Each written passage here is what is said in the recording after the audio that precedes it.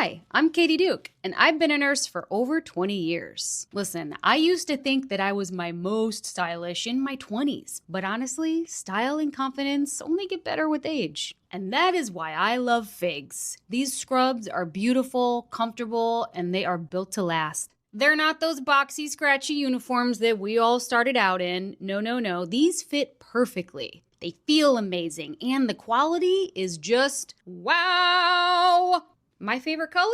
Burgundy. It's chic, it's timeless, and it's even the same color as my apartment, because I'm kind of obsessed with it. And I love adding custom embroidery to make my scrubs as personal as my style. And since I work in telehealth, my embroidered figs even double as my ID badge. It's never too late to reinvent yourself or your scrubs. Get 15% off your first order at wearfigs.com with the code FIGSRX. That's wearfigs.com, code FIGSRX for 15% off your first order.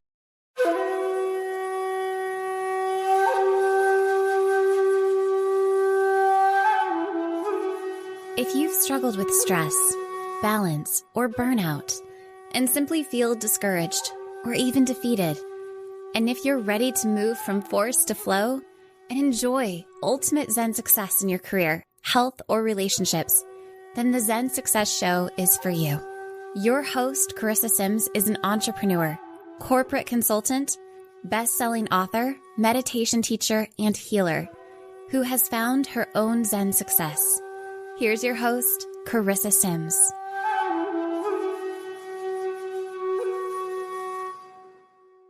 Welcome to this week's episode of Zen Success. Today, I have the pleasure of speaking with Art Giser. Hi, Art. Hey. How you doing? Good. Excited to be with you. Oh, wonderful. I'm so happy that you're here, that we're connecting. I'm actually really excited to talk with you because for our audience, once you hear about Art's background, you'll just be blown away. With a diverse background, Art has over 39 years experience in and study of NLP, neuro-linguistic programming, for those of you who might not know, science, psychic development, and energetic and spiritual healing. For 11 years, he managed a research lab in reproductive endocrinology at the University of California, San Francisco Medical School. As an executive coach, he works with some of the world's largest companies to develop leaders and collaborative and high-performing teams to make collaborative and high-performing teams. Infamous for his innate sense of fun, he created Energetic NLP to provide rapid, easy, and powerful ways for people to unleash themselves, ways for them to let go of limiting beliefs and old energetic programming, which no longer serves, so as to unleash their miraculous self. And Energetic NLP was started in 1985 by Art, and over the decades, through studying with all the developers of NLP and prominent spiritual leaders, Art continued to develop Energetic NLP into the wonderful field it is today. Welcome, Art. Thank you. Thanks for the wonderful introduction. You're welcome. And where are you connecting from today? I'm connecting from the Hollywood Hills, Los Angeles, and people often ask, is that a green screen or is that the real view? And the answer is yes to both. It is a green screen, but it's what I'm looking at. But if I turn the camera around, you couldn't see me. Oh, so it is the view from your home. Oh, that's wonderful. Well, that is more meaningful then. Yeah. Because it's pretty nice to see the ocean. You can see the ocean? Mm-hmm. Yeah, that's wonderful. I used to live in LA for a while. I lived in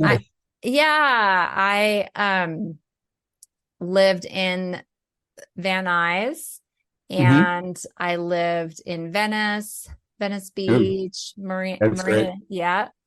And I lived in Hermosa Beach. So I lived in LA a long time. I went to USC, and then my first job out of school was at UCLA. Oh, really? Yeah. So I'm really familiar with that area. I've been to many parties in the Hollywood Hills. So Right. I know that area. I know a lot of LA. LA is so diverse. It's crazy. Koreatown. It's just an amazing place. Well, people would ask what's LA like. I go, well, it depends where you are, which is, true somewhat for any city, but LA really extreme variations from one part to another. Yeah, that's why when people say, my dad used to say, oh, I hate LA. And, I had that kind of ingrained in me because I lived part-time in Alaska and San Diego. Oh, And yeah. and I think he meant like the traffic, because I don't know if he actually ever went to any place. It's just like driving through. The traffic is a pain. It is a pain. But what I find is a lot of people just don't do it. They'll just like, oh yeah, there's no way I'm driving there, at 5 o'clock to go downtown. Well, I work from home, so I have the whole lower part of my home is my office, so I don't have to drive that much, so I'm lucky. Yeah, no, that's wonderful. Yeah, so that's the place to be.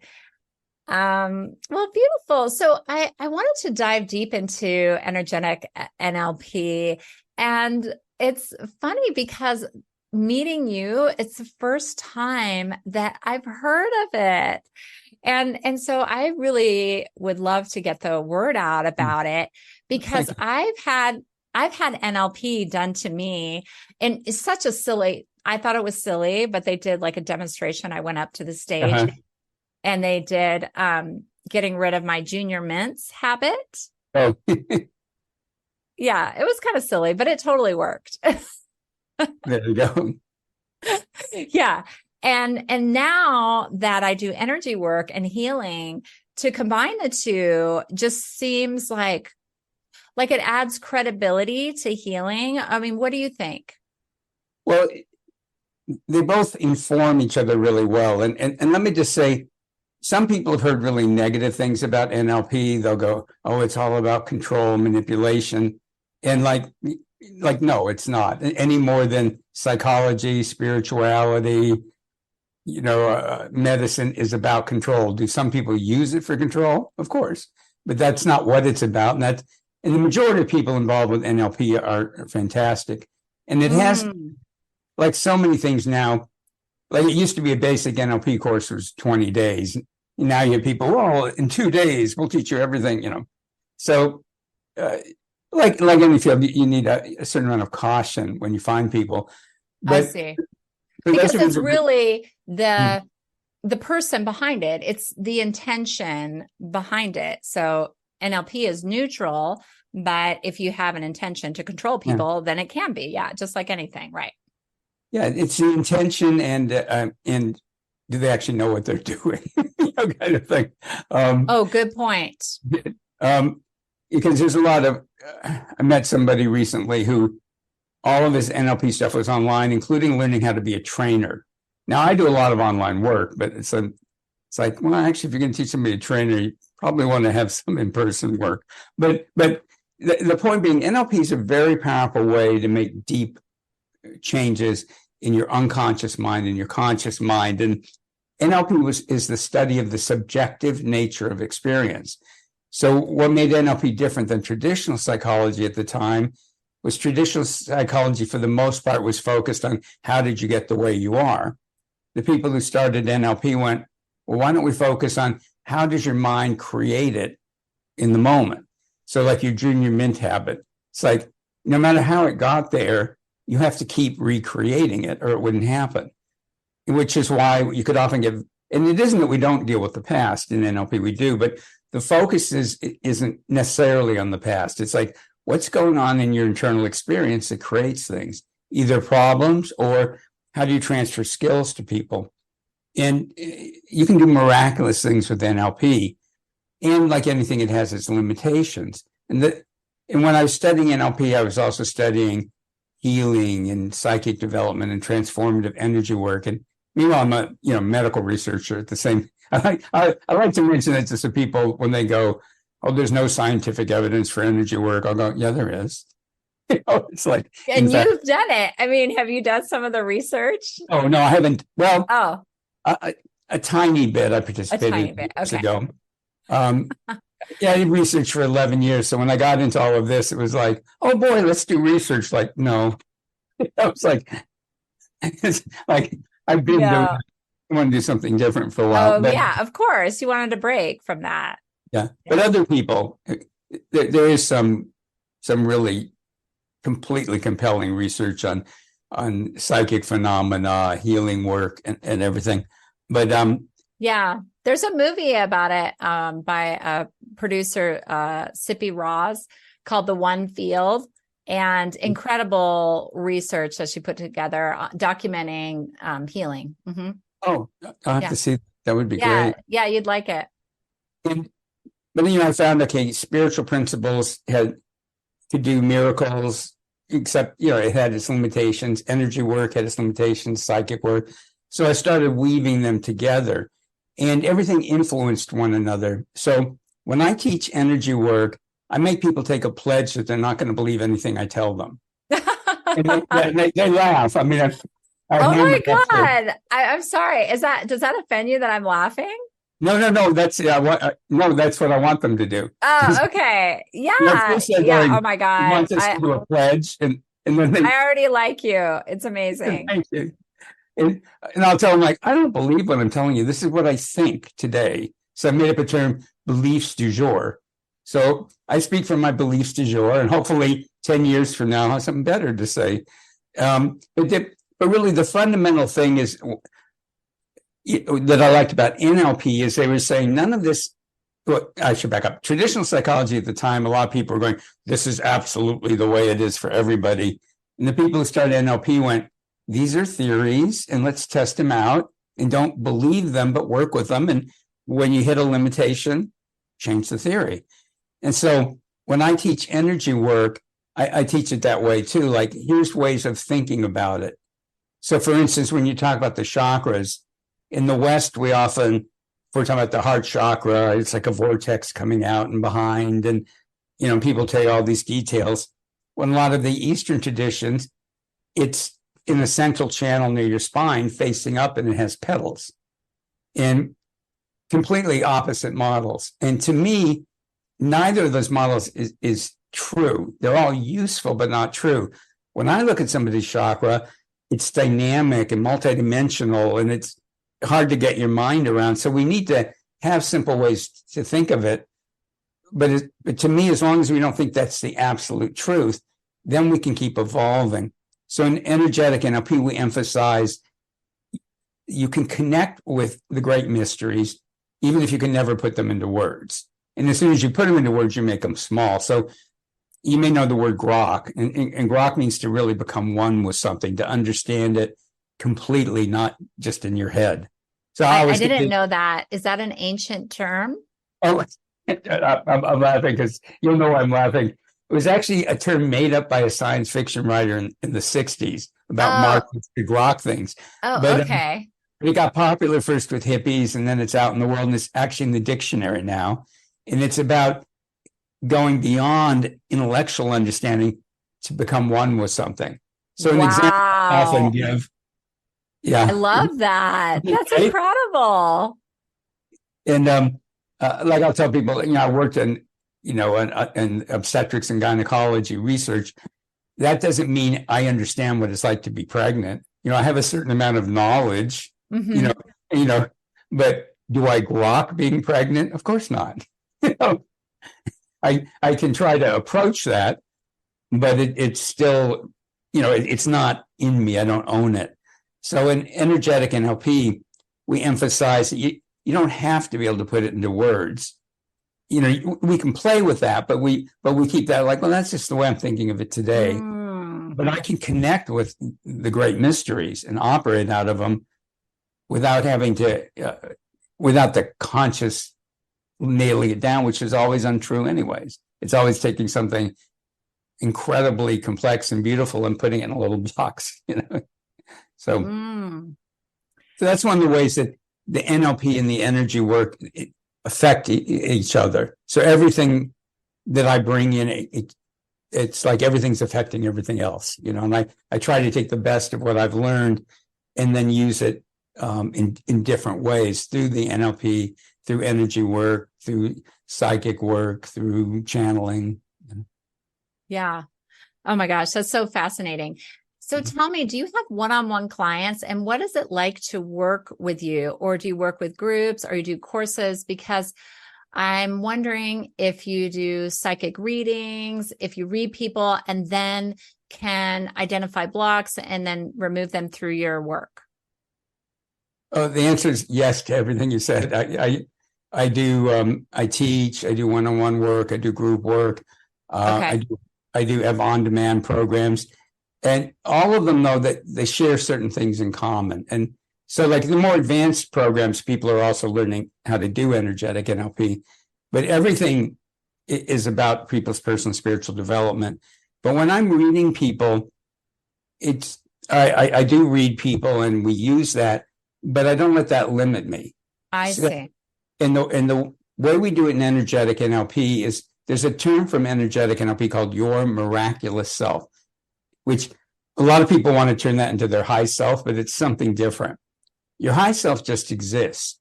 Your miraculous self is like something that kind of exists. Like you can think of it like a muscle in your body that you've never used or rarely used. So it's there, but it can't do anything. But you start using it and it develops. And your miraculous self is when your spirit, with its vast awareness, closely aligns with your deep inner human wisdom. And the reason for that is and people use these words differently. What I'm calling your spirit is the higher frequencies of the non-physical self. The higher frequencies of the non-physical self, not higher as in superior, but literally higher frequencies. And eventually you get up to like a unity consciousness, but below that you have your individuality. And that's what I call your spirit.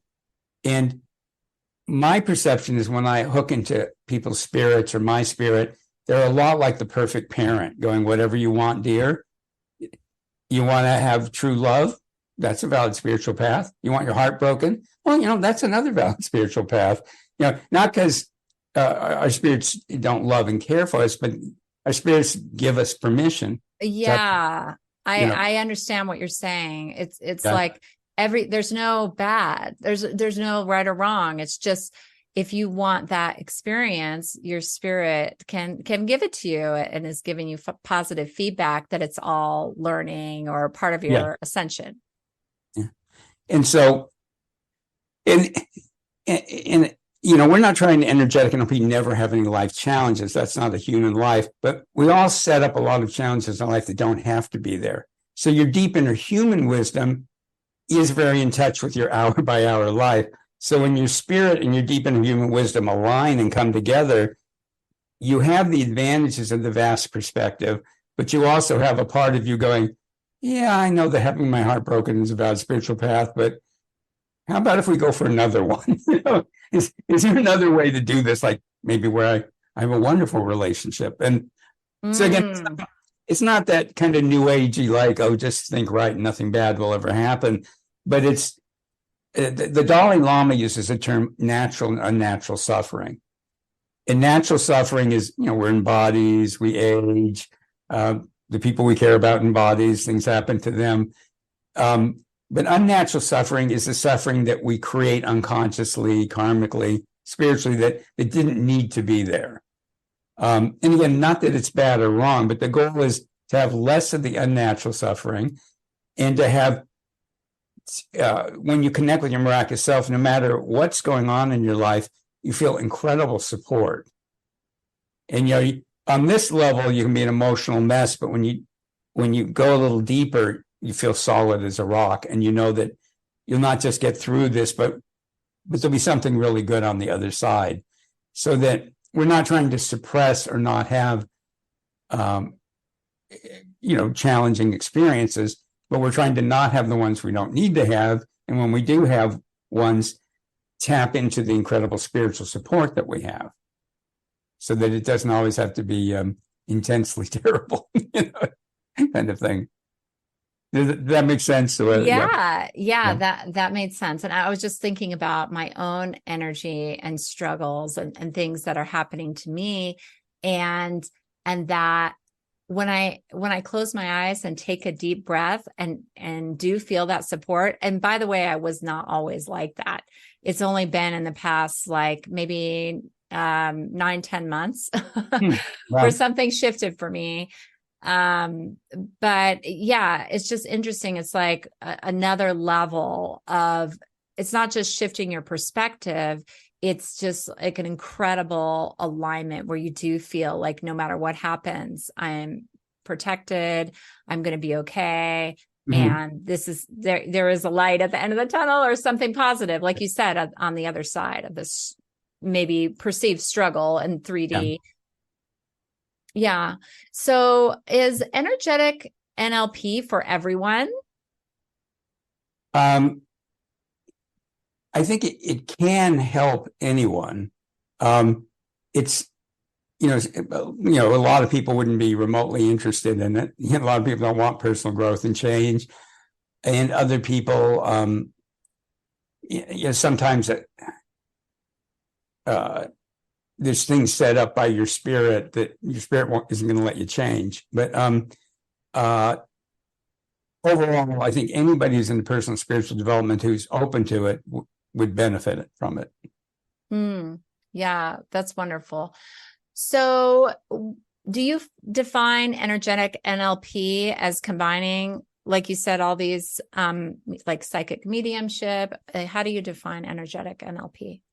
Yeah, I define it as the elements of it are the NLP, the neuro-linguistic programming, healing and transformative energy work, psychic development, channeling, and other spiritual abilities, and that it's a bringing together of some of the best of all of those that I've been lucky enough to learn so far, and that I keep evolving and adding things to it. And of course, my students come up with great things too. And when you're teaching, often, you just start channeling incredible, that feeling when you're going like, that's really good. I can't believe I'm saying that. It's like, came from somewhere great. So yeah.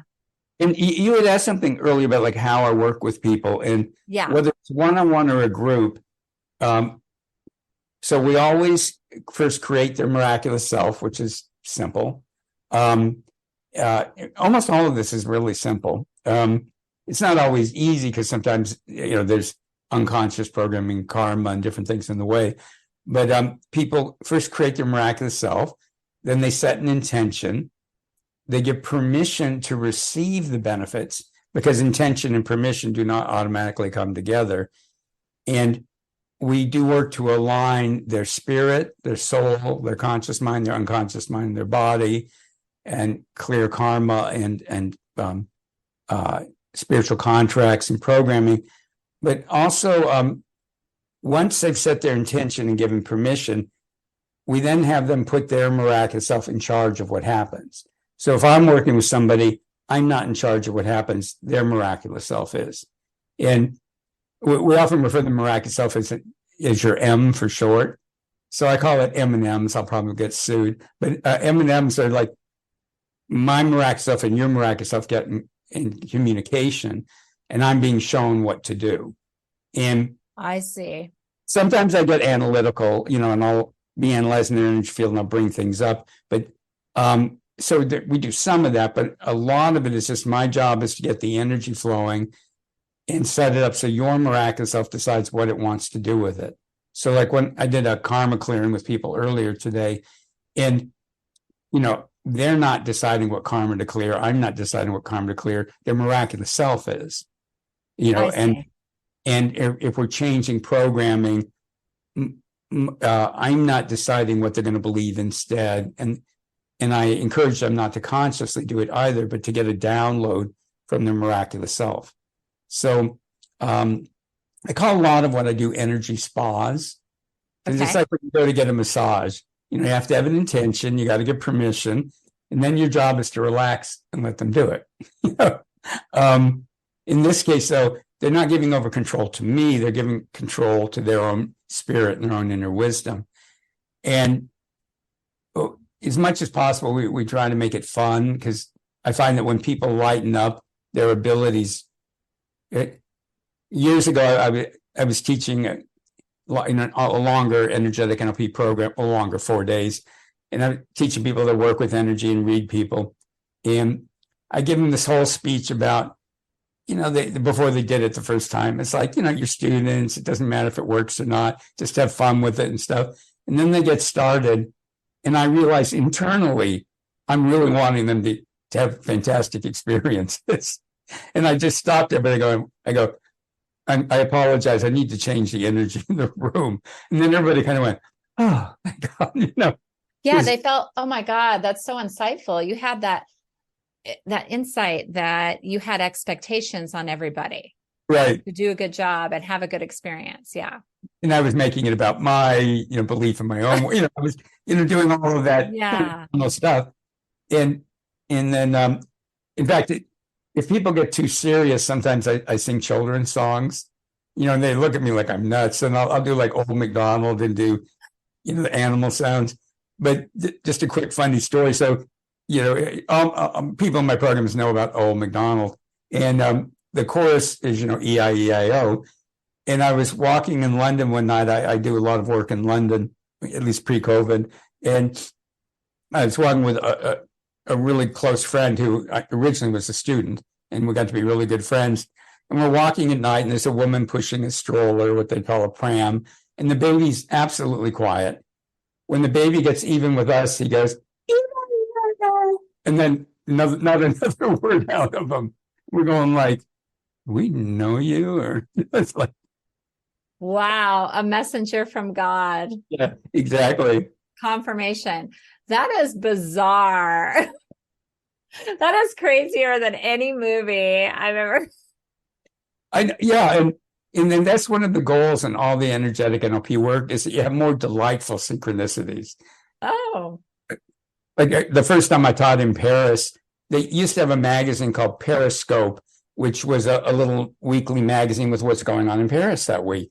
And they put the cover up all over like the metro and stuff. And so I arrive in Paris, and my sponsor goes, "You're going to love this."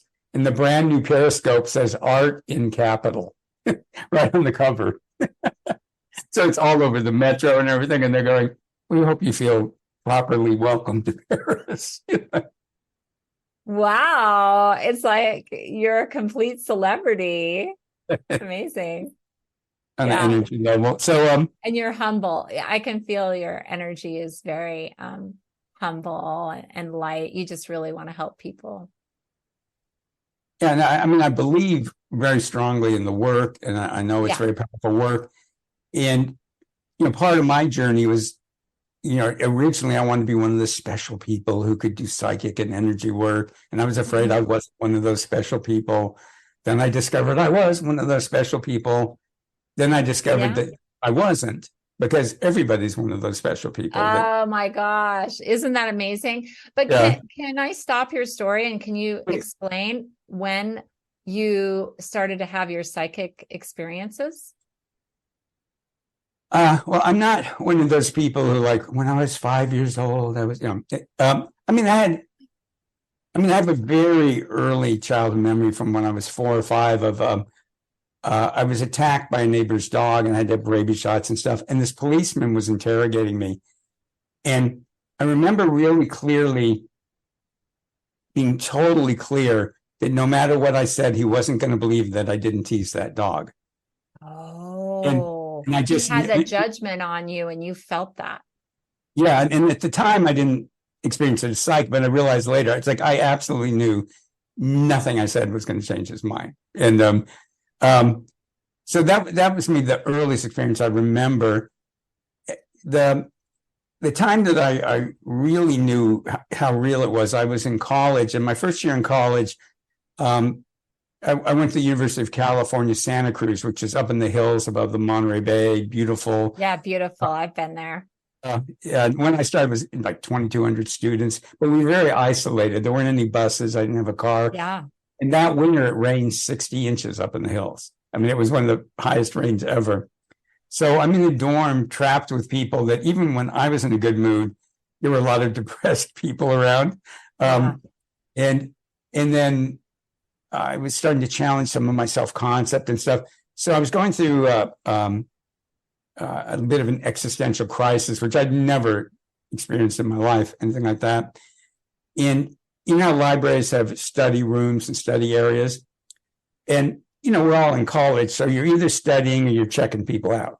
You know? And, or simultaneously. You can't, you know, a lot of times you're doing both. Yeah. Yes, you multitaskers. You know how when the doctor hits your knee with that mallet and your leg just goes like that? Well, I'd be studying, and all of a sudden my head would go. Oh my God. And when it would stop, I'd be staring. Rubbernecking. Yeah, I would stare right in somebody's eyes who was staring at me. And they wouldn't have time to move because it was like, and so they kind of go like that, and I'd go like that. And then they'd be embarrassed, and I'd be embarrassed. And I probably should have, if I'd been in a better mental place, I would have enjoyed it. But I'm like, oh, you're checking me out. Huh? But since I wasn't in a good place, I just stopped going to the library for a while because I couldn't stop it. And then I wanted it to stop, so I turned it off. But then later was when I started studying again and opened everything. Oh, that's so fascinating how the abilities came about of, like, you know, your physical body moving. Yeah, it was, you know, it was one of those things, like, I remember thinking, because I was like a biology major and stuff, thinking, well, obviously this is real because, you know, I'm not about people in my peripheral vision. I'm talking about people behind me. And every time my head stopped, I'm looking straight in somebody's eyes. So it was like, okay, this is real. You know, it's like, but I didn't know what to do with it. And it wasn't like nowadays where I could have gone and looked it up on the internet or asked chat, like, you know, what do I do if I'm having psychic phenomena? So I just wanted it to stop. But then when I started studying NLP, I was lucky enough that where I was studying it in Marin County, which is just north of San Francisco. And it's a beautiful place. Oh, so beautiful. And many, you know, yoga teachers and psychics. Yes, very spiritual. Yeah. So people started teaching things and introduced me to my first real good teacher. And by the end of that weekend, every big change in my life is I went to a workshop, you know, online or in person. But at the end of that weekend, I was doing things that I thought were miraculous. So, and then I went to a healing program, and again, in 2 days, people were having incredible responses. You know, and I'm sitting going, really, I can do this? But like I say, now I know that anybody who wants to can do it. Mm-hmm. It's not some, you know, years ago it was like, oh, the people that were born with the abilities. You know, yeah, and some people, they're born with massive abilities right there, but we all have them potentially. Yeah. Not everybody's interested, but anybody who's interested, you can do miraculous stuff because it's normal. You know? Mm-hmm. But, you know, what's interesting is that I find some people, the abilities come in differently. Like I'm supporting clients now that are really having their abilities come in strong, and they just like can't even control it, don't know what's happening. And so they might be channeling or seeing things. So it's just interesting because we still have our uniqueness, but there's that power. I guess that's what you're talking about, that your miraculous self. Yeah. And you know, with the changes going on in the collective consciousness, it does seem to be just more available. So people are having more, you know, spontaneous.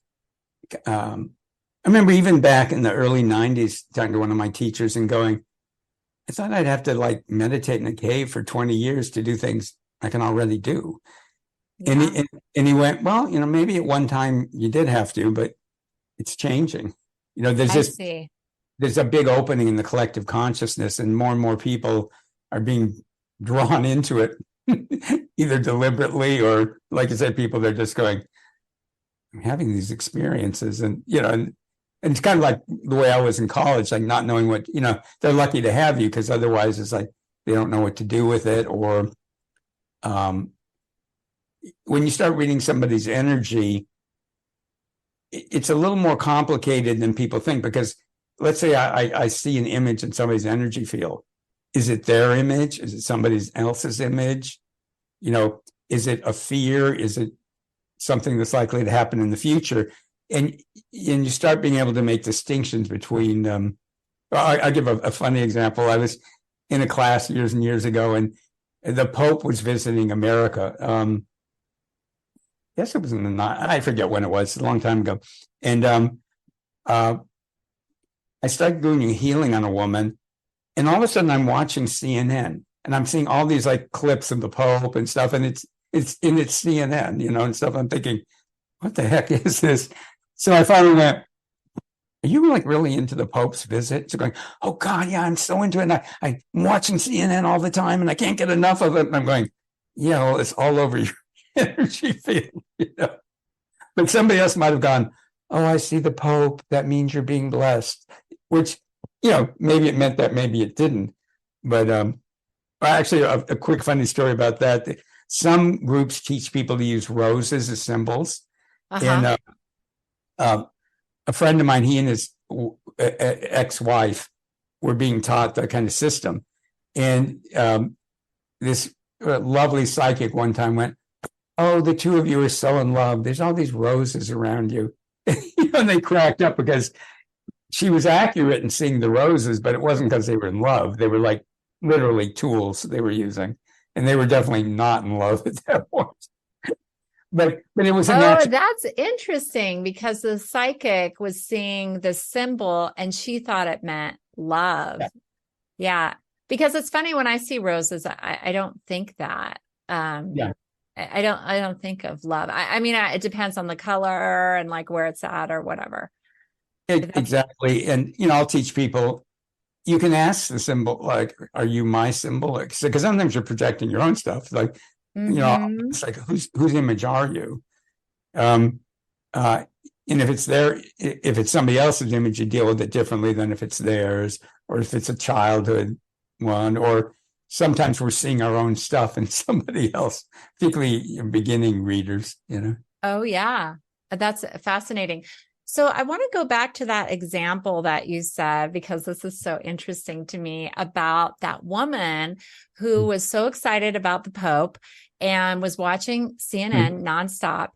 And now you were very neutral about it, but I'm wondering if you felt like it was slightly negative because it was like the news and it was the only thing in her field. Like it was almost like obsession, or she was like letting it run her life. Did you feel like that in that situation, it was negative and something that needed to be cleared? Well, I have to back up first that we don't actually use the term negative in energetic NLP, and I'll tell you why. Okay. Okay. So what we do, if we see some energy in somebody's field, we ask, is it their energy or somebody else's or something else? If it's not theirs, is it helpful or not helpful? Okay.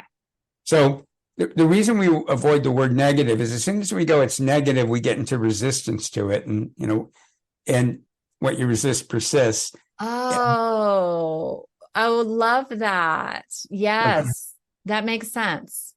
So we just go, not yours, not helpful, or it's yours, but it's like an old emotional energy from when you were 5, so it doesn't belong here. So we go, is it your energy or not? If it's not your energy, is it helpful or not? And then if it is your energy, does it belong in present time or not? And in terms of this woman and the Pope, she was having fun with it. Okay. And I'm sure it was controlling, because if you're that into the Pope, obviously there's rules. But that, was her choice to make, and I might, my own perceptions, I don't like giving anybody that much authority over me, but that wasn't her model, so. Right. I see. So you're saying that was her choice, and so you just let it be. And I understand. Just pointed it out. Yeah. Just make her aware of it, and then that's her choice. And I understand. Wonderful. Yeah. Something that was coming to me earlier that I wanted to ask you, it came up in my meditation group this morning, is about DNA. And we were talking about junk DNA. And I was like, I just had this thought that when you were saying tune into your miraculous self, I'm wondering if that is part of that DNA, like, but maybe it's miraculous DNA, you know? Mm. I don't Interesting. know. What do you think about that and the healing approach that you have? Yeah, a couple things. One is, so if people aren't familiar, junk DNA, so-called junk DNA is all this DNA that doesn't seem to be doing anything. It's not Right. you. It's like clutter, they think. I remember there was a theory at one time that maybe that those were like components you use, but I don't know the present thinking on it. But in terms of DNA, a lot of people say, and I see this too, that along with the double helix, the two strands of DNA, there are energetic strands. And some people say there's 16. I'm not that visual. I can see there's a bunch. And so when we work with DNA, we work with it both on the physical level, but we work with that energetic DNA. And whether the junk DNA could be part of I've never. It's not anything I've looked at, but the first impression I get is there's something there to explore. It might not be exactly the way we're thinking of it right now, but Right. It's deeper. There's something really interesting about it that's worth exploring. Yeah, it's funny. I totally felt you tuning in to your abilities. My body started to move when you're thinking about it. Well, it's just something that came up, and I was just curious. Yeah, fascinating. It is, because there may be something where when you do your healings, I know you're not claiming this, so believe me, this is not Art saying this, but that you can be shifting their DNA for the better. Yeah, and I do get real strongly, it's really worth exploring the energetic component of the junk DNA. I think you're really on to something that's going to be really powerful. That's what I'm getting. Yeah. And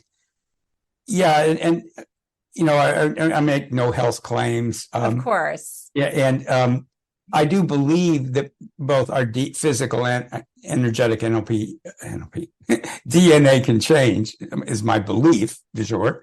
And I encourage the people that stay with me to imagine it can, because the worst is going to happen is nothing, and the best is going to happen is something incredible. So it's like you're not going to hurt them. Yeah, that's right. Work with that. And I believe there is scientific evidence that DNA can change, and we know it can mutate. And the other thing is, in the research I was doing, I think people would now call it epigenetic research. The term, at the time, I don't think anybody was using that term. And that adds that whole other layer to DNA. And if people aren't familiar with what that word means, is they've discovered there are things that can turn genes on and off, and do turn genes on and off, sometimes to make you healthier, sometimes causing problems. And so that the old idea that everything was down to your genetics, and in fact, they've done studies on identical twins who were separated at birth, and sometimes they have these amazing synchronicities in their lives. Like, I remember one pair, both the men, and they didn't grow up together. They both were married to a woman named Kathy. And I'm reading the thing, and they were trying to turn that into something genetic. And I'm thinking, my God. Yeah, like, yeah, right. We have a gene that says I'm going to marry a woman named Kathy. But only because, from that model, they couldn't go, well, maybe we're all interconnected. Just because they were separated in birth. And a lot of twins talk about being connected to their twin. Oh, yeah. That's fascinating. Yeah. So, in this kind of work, it's great to explore the nature of DNA, the physical, the energetic, the junk DNA, and just be open to things working on all kinds of levels. Yeah, for our highest and best good. I want to talk a little bit about success. So, since the name of the show is Zen Success, can you help reprogram the chakras to become successful? Yes, absolutely. And in fact, one of my online programs, it's all about reprogramming your energy and your unconscious mind to be more successful, to get your work out in the world. It's Oh my God. You got to share that. How can people find out about that program? That's amazing. I'll give you the link later. And we'll put it in the show notes. Okay, perfect. But I will say for people right now, just I have a free program called Blockbuster and then 7.com, like Blockbuster number 7.com.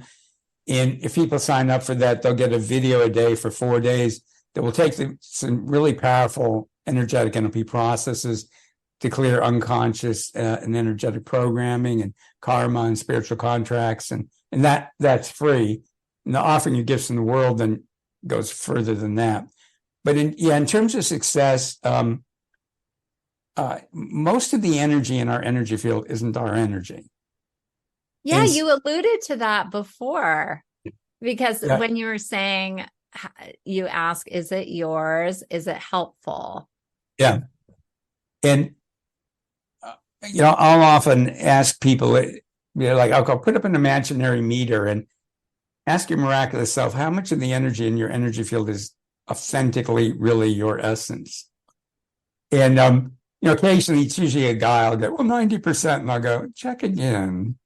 Okay, so what is it on average? I'm curious. I mean, you know it for your students, but I think for a lot of people, they're lucky if 2%. Oh, wait, 2% is ours? That's my read. Now, some of that is okay because okay. It's like we eat food, so there's energies that we utilize, earth and universal ones that we're utilizing, but we're so stuffed with other people's energies. And my goal in the programs is that people, their normal state is like 50 to 80% their energy. Okay.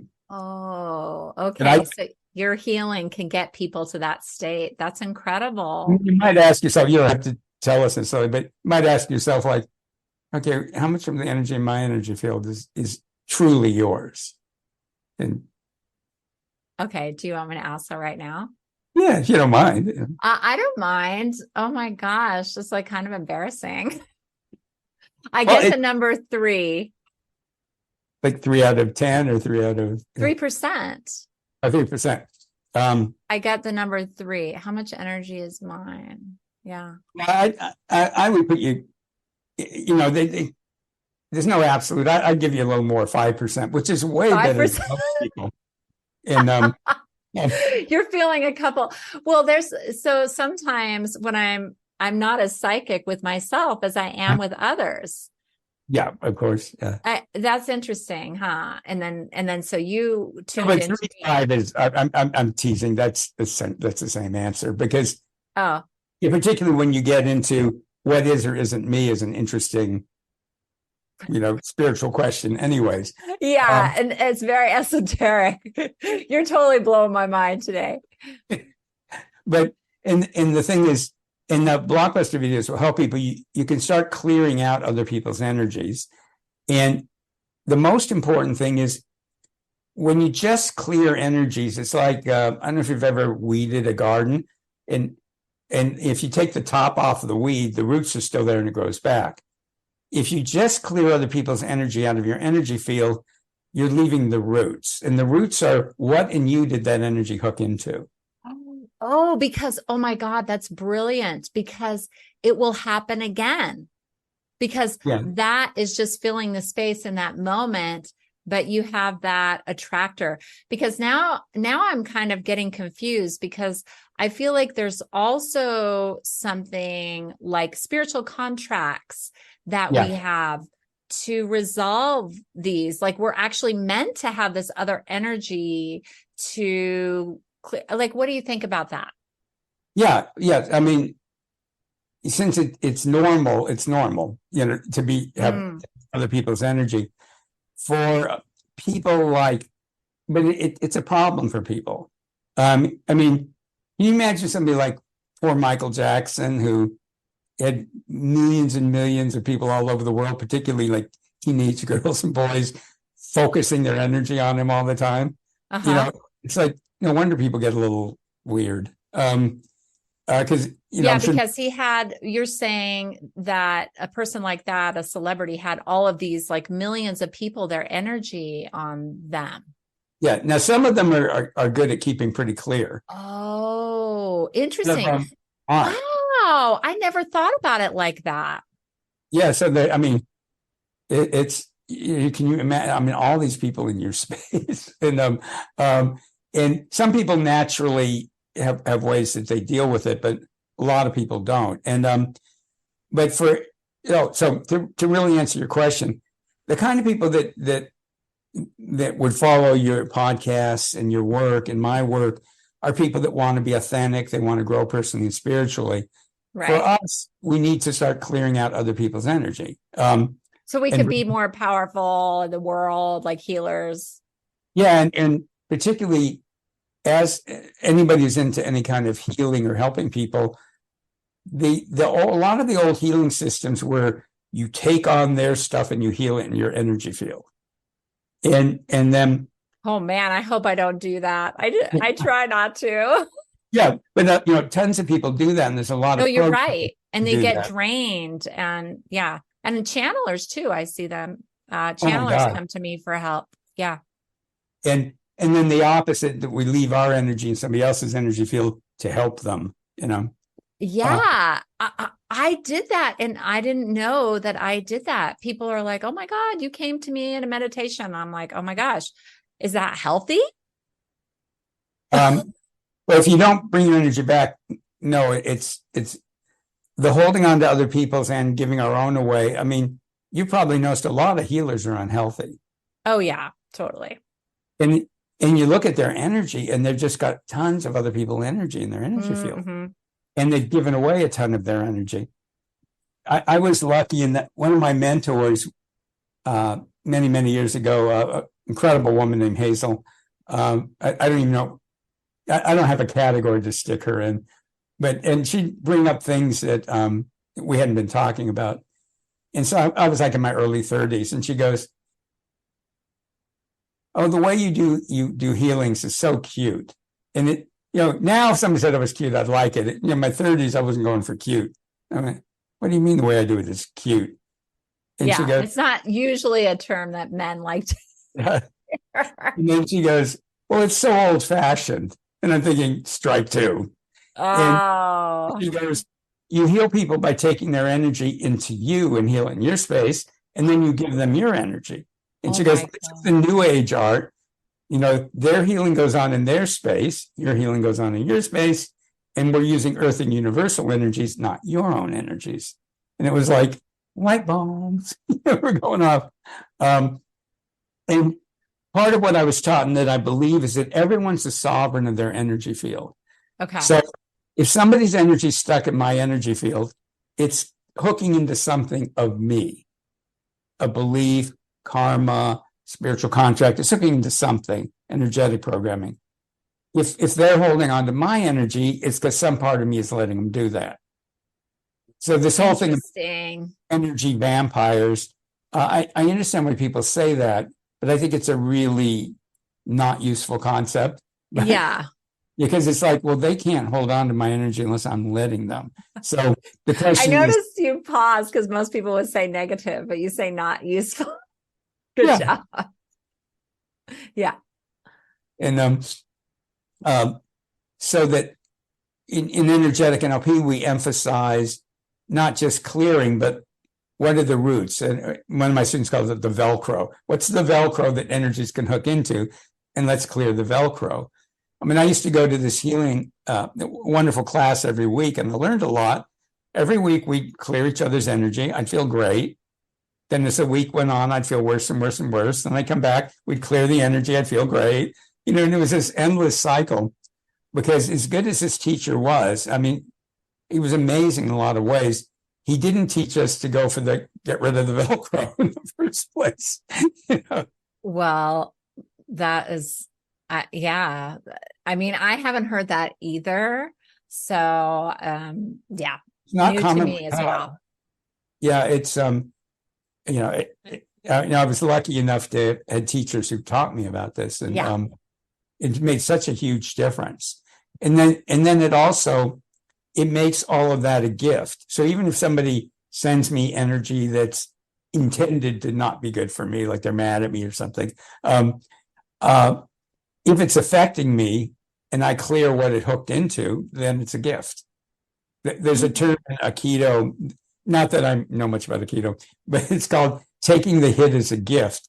And they teach people, like if somebody throws a punch at you, how to use the energy so it becomes a gift. So in the same way, if somebody's psychically attacking, which is usually unconscious anyways, interesting. Or, that rather than going, oh, they're attacking me, going, okay, what in me? It's like, thank you very much. What in me allowed that? Yeah. Interesting. Would you have time to do a quick healing for me and the audience? Yeah. And I'd like to do one. I don't think I've ever done this one on the podcast before. So, okay. All right. So there's punishment programming and energy in everybody's space. I mean, I don't know if every culture, but lots and lots of cultures are fixated on punishment. And to show you how pervasive it is, we think of Santa Claus like, oh, jolly Santa Claus is so happy.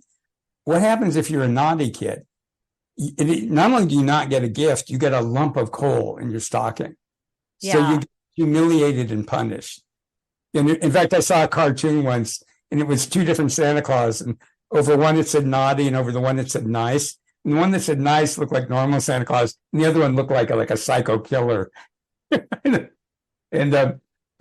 they were pointing out this same thing, that we're so into punishment that we don't even think of Santa Claus as a punisher, but he is.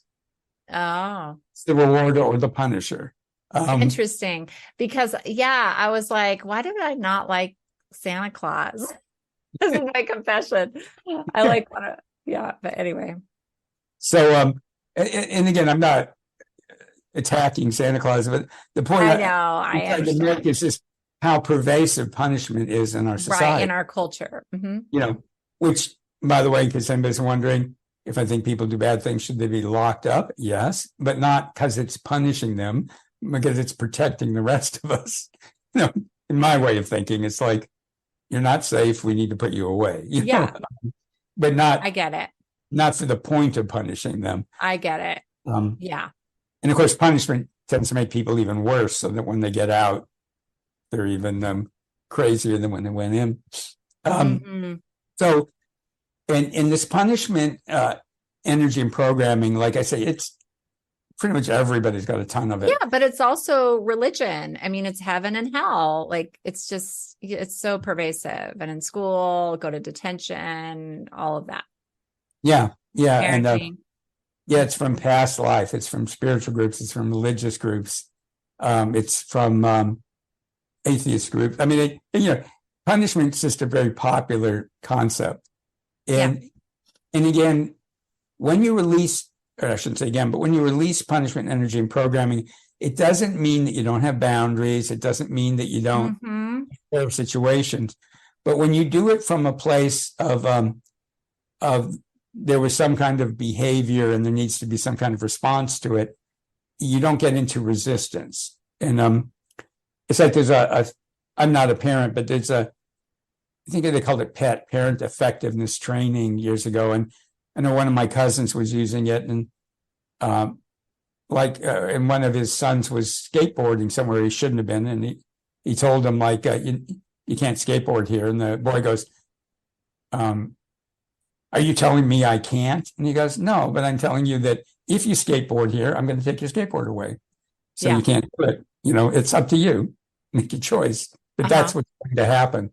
But he didn't do it like you're being bad. It was just kind of like, if you do a certain thing, there will be consequences. Make your choice. But you don't necessarily consider that a punishment. It's just a consequence.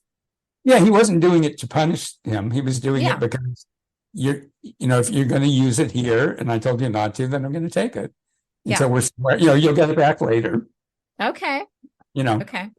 I like I say, I'm no expert on parenting, but it's just an example of getting out of thinking of it as punishment and getting into thinking there are consequences. Well, another example would be if somebody smokes 3 packs of cigarette a day for 40 years and they get lung cancer, they're not being punished. There was a consequence of their action. The natural consequence. Yeah. Yeah.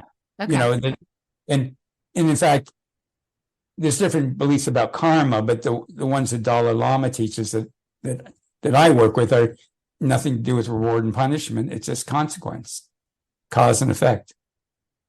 Okay. Actions have effects, period.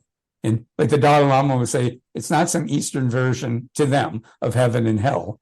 It's not reward and punishment. It's cause and effect. Interesting. Yeah, so that's what you're going to do right now? No, well, we'll do a little bit on karma, actually. Okay. Yeah, karma will be involved in programming. Okay. So how long will this be? we can do it in 5 minutes. Okay. Yeah, as quick as you can. Yeah. Okay. So as short as you can is what I meant to say. Yeah, I got it. So for everybody listening right now, just give permission for your spirit and your deep inner human wisdom to come together and form your miraculous self. And just pretend it's that simple.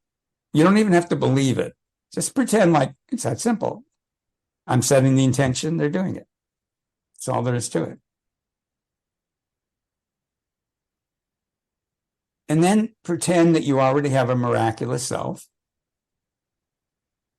And the intention of this meditation is that your miraculous self will be in charge and you'll be clearing karma, maybe spiritual contracts, conscious beliefs, unconscious beliefs, programming, energetic programming that gives you an old-fashioned way of thinking of punishment. So that's going to get dissolved, and then your miraculous self will replace it with wisdom, knowledge, concepts, skills, and abilities for a more advanced spiritual version of your relationship to the concept of punishment. So consciously, you don't need to figure out what that's going to be. I would like to encourage you consciously to go that you want to let go of any beliefs that if you were bad, you need to be punished. So most of us have incorporated that. We were bad, we need to be punished, either in another lifetime or childhood. So you might give special permission for those kind of beliefs and programming to be changed if your miraculous self wants to. So just take an easy, deep breath. Put your miraculous self in charge. Give 100% permission to receive the benefits of this meditation. And then let go of controlling it. Trust your miraculous self. And by the way, this works absolutely perfectly in a recording. All you need to do is pretend it's happening right now while you're watching or listening, and you'll get the full benefits. So just imagine all these energies are coming in, and your miraculous self is deciding which ones it wants to use. And it's deciding what karma to dissolve, what spiritual programming, spiritual contracts to dissolve or revise or end, what limiting beliefs, conscious and unconscious, your miraculous self doesn't want you to have around punishment. And also energetic and spiritual programming around punishment. So just imagine all of that's being worked with and dissolved and healed. And as that happens, your miraculous self is downloading into you wisdom, knowledge, concepts, skills, and abilities around punishment, around a more evolved concept of punishment.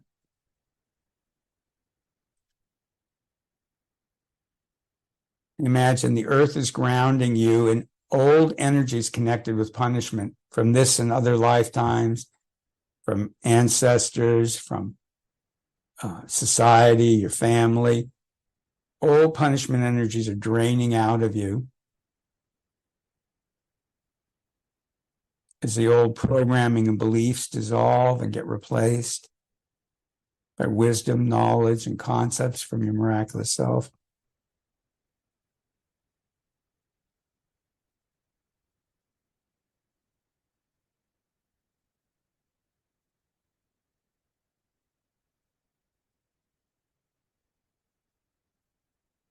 No effort.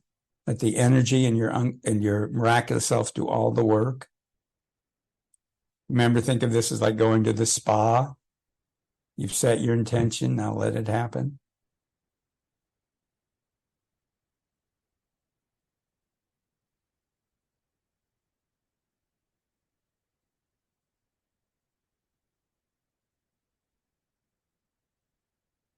Take a couple easy deep breaths and imagine more of that punishment energy just flowing out of you into the earth.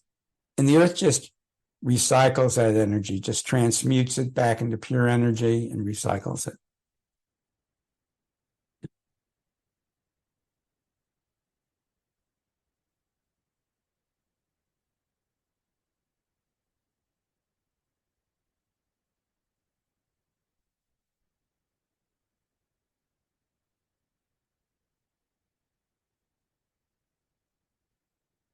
While the energy is still flowing, set your intention and give permission that tonight and for the next 4 nights, part of the time when you're sleeping, not all night, part of the time when you're sleeping, your unconscious mind will review what you did in this process.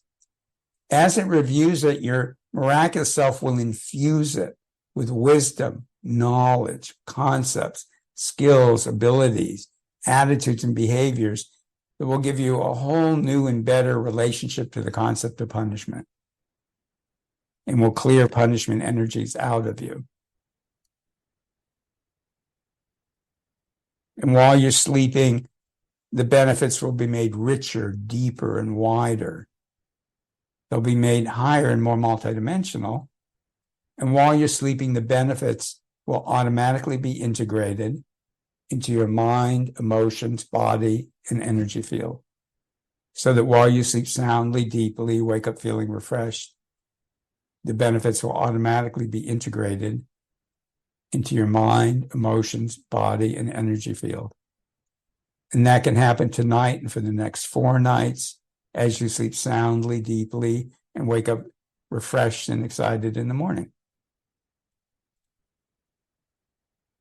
And it's very, very important now that you ask your miraculous self to retrieve your energy out of my space, and I'll get my energy out of your space. Otherwise, you'll be depleted, and it's just not good for other people. So let's all bring all of our energy back to ourselves. If your miraculous self doesn't want some of that energy, you can just send it into the earth. Give the earth permission to ground you now and to ground only your authentic energy into your body. To ground only your authentic energy into your body. And lastly, imagine and give permission that your miraculous self is filling you up now with more of your authentic essence. So you've been releasing energy, so there's more space for your authentic essence, and your miraculous self knows what that is. And it can also bring in earth and universal energies that will help you now and in your next steps in life. And just imagine that's happening, this energy coming into your cells and your DNA, including the junk DNA, into your organs, body systems, chakras, energy channels, all the layers of your energy field are being filled with wonderful energies. And then wiggle your fingers and toes and start to lightly move and stretch. Stomp your feet, pat your body. It's important to drink water after you do this, because the body actually biochemically changes after energy work. And when you drink water, you wash everything out, which is what you want. Wow, thank you for that. I was feeling a lot of energy in my crown chakra area. Mm. Yeah, and I can feel a little bit of my organs when you were talking about that. Mm. So that was very powerful, and I appreciate you doing it on the podcast. It's been such a pleasure connecting with you and learning about energetic NLP. So I'll put your website and I'll put your multiple websites in the show notes. So thanks for being on the Zen Success Show with me today, Art. Well, thank you. It's such a pleasure. And you have such great energy around the show. And I think it's a wonderful thing to put out in the world. So I'm just honored to be part of it. Thanks so much.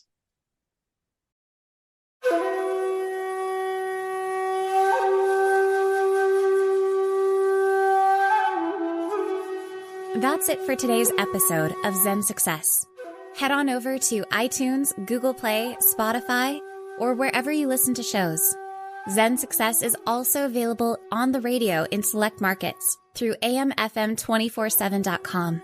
Subscribe to the show and share with friends.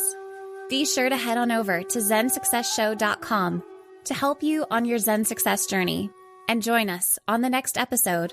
May you find your own Zen success in life.